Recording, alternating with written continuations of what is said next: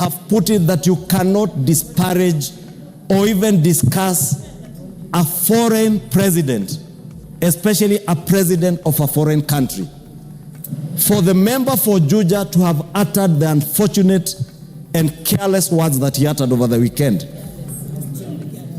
and shamelessly, Honorable Speaker, in a church, on a pulpit, saying that other African leaders were being bribed, Honorable Speaker.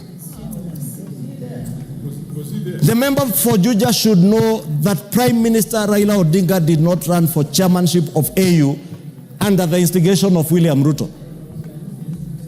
Prime Minister Raila Odinga chose to run as chairperson of AUC, of the African Union Commission, on his own volition, because he is a Kenyan and an African statesman who deserved that position. President William Ruto did not choose to support Prime Minister Raila Odinga because he was his competitor in the last elections, or because they have served in ODM together. You know, President William Ruto is a founder member of ODM. He chose to support Prime Minister Raila Odinga as a deserving Kenyan and African statesman. The presidents, many presidents who voted for Raila Odinga to be chairperson, did not do it at the instigation or because they were influenced by anybody.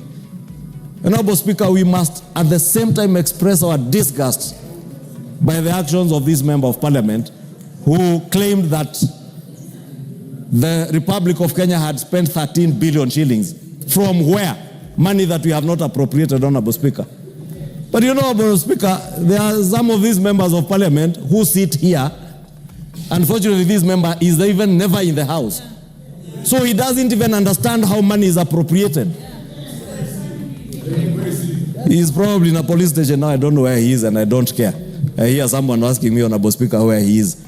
Honorable Speaker, I want to propose the member for JUJA must be named for this house because it is a bad habit he has formed. A very bad habit. You will recall last year, the same member, when members voted for the finance bill, yes, he claimed that they were being paid, I think, 200,000 shillings to vote for the finance bill. This 2 million shillings. 2 million shillings. He came here, stood there and apologized, Honorable Speaker. And the House, out of our own magnanimity, we chose to forgive him. Yes. Now he's repeated. When the impeachment motion came, he then went again to claim in some funeral somewhere where, you know, he's fond of following some other man there in funerals. He went to some funeral and claimed that members again were paid during the impeachment motion.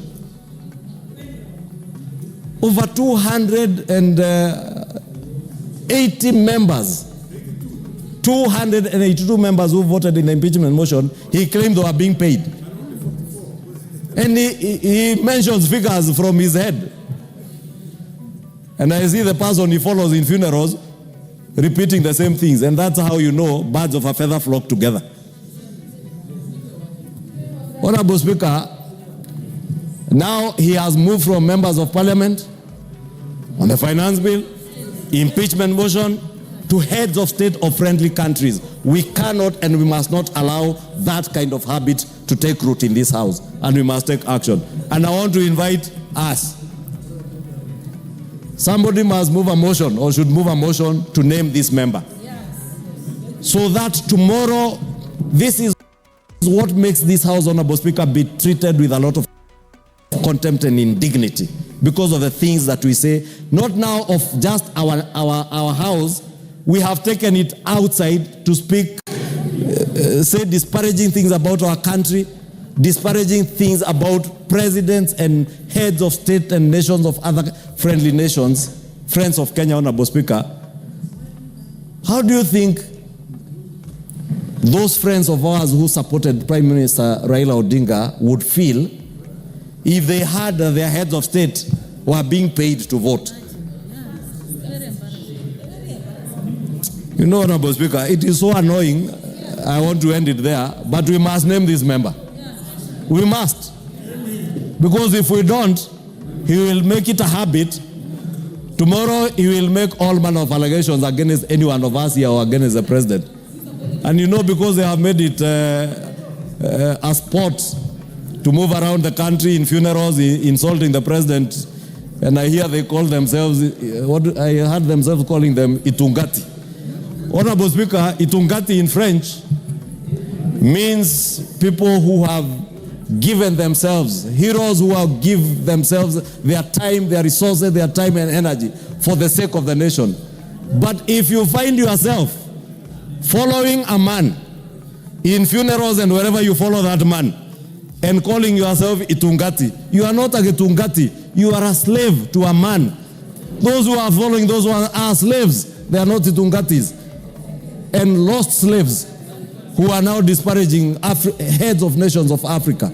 Shame on them, Honorable Speaker. I beg to move and request the leader of minority, the Honorable Junet Mohammed, my good friend, to second this motion to appreciate the government of Kenya, His Excellency the President, His Excellency former Prime Minister Raila Odinga, and His Excellency Mahmoud Ali Yusuf. Junet. Mr. Speaker,